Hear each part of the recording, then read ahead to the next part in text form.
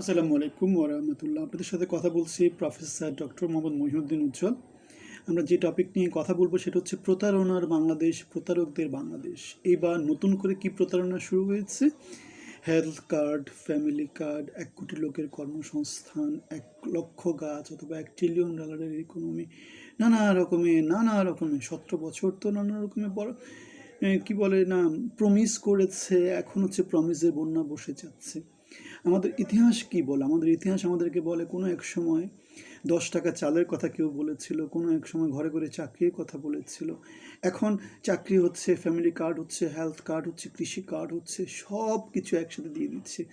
জাতীয় এনআইডি কার্ডের কথা বলা হয়েছিল, ফ্যামিলি কার্ডের কথা বলা হয়েছিল, ডিজিটাল কার্ডের কথা বলা হয়েছিল, স্মার্ট কার্ডের কথা বলা হয়েছিল। বাঙালি স্মার্ট হয়ে গেছে, হিল্লি দিল্লি নানা কিছু হয়ে গেছে। সো এগুলো সব কিছু হচ্ছে প্রতারণা। দেশ দিন দিন খারাপ থেকে খারাপের দিকে যাচ্ছে।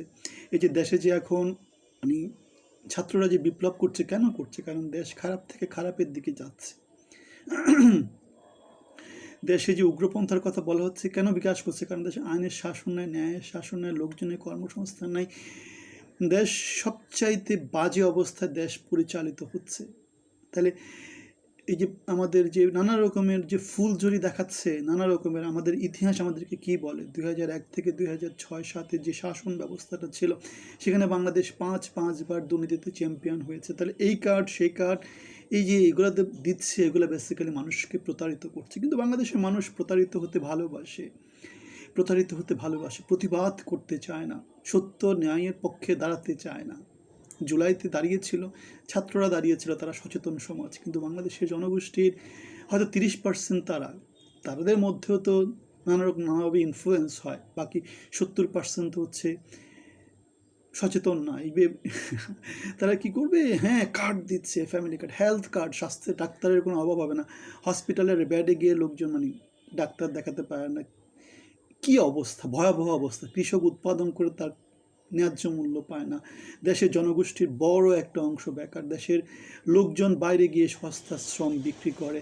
এগুলো সব কিছু আমাদেরকে যেটা বলে, বাংলাদেশ হচ্ছে গিয়ে একটা অন্ধকারাচ্ছন্ন জনপদ। যেই জনপদে আমরা দেখেছি 71-এর চেতনা বিক্রি করে খাওয়া হয়, অথবা মুক্তিযুদ্ধের চেতনা বিক্রি করে খাওয়া হয়, অথবা শহীদের নানা কিছু বলে খাওয়া হয়, যেখানে যোগ্যতা, মেধা, আমরা দেখেছি পলাতক লোকজন 24 পরবর্তী এসে এখন বড় বড় নেতা সেজে গেছে। পেপার পত্রিকায় বড় বড় নিউজ পায়, কলাম পায়, নানা রকমের সাবস্ক্রিপশন পায়, নিউজ টিভি চ্যানেলে এসে বড় বড় লেকচার জারে। তারা আমাদের কিছুদিন পরে মন্ত্রী এমপি হবে। সো এরাই হচ্ছে পলাতক লোকজন, ব্যাংক ডাকাত লোকজন, চোর। এরাই হচ্ছে গিয়ে আমাদের বড় বড় নেতা। এইভাবে বাংলাদেশ চলবে, এভাবে বাংলাদেশ চলছে। এখন 24 ব্যর্থ হচ্ছে, ব্যর্থতার পথে। আপনারা কি মনে করেন 24 কি ব্যর্থতার পথে না? কেন আপনারা দেখতে চান যে 24 সফল হবে? এই যে মনোনয়ন দেওয়া হচ্ছে, চোর বাটপারদের মনোনয়ন দেওয়া হচ্ছে, নির্বাচিত হয়ে যাবে চোর বাটপারগুলো, নির্বাচিত হয়ে যাবে। দলের মধ্যে যদি গণতন্ত্র না থাকে, দেশের মধ্যে গণতন্ত্র কীভাবে হয়? দলের মধ্যে চলতেছে রাজতন্ত্র, রাজতন্ত্র, রাজতন্ত্র, রয়্যালটি।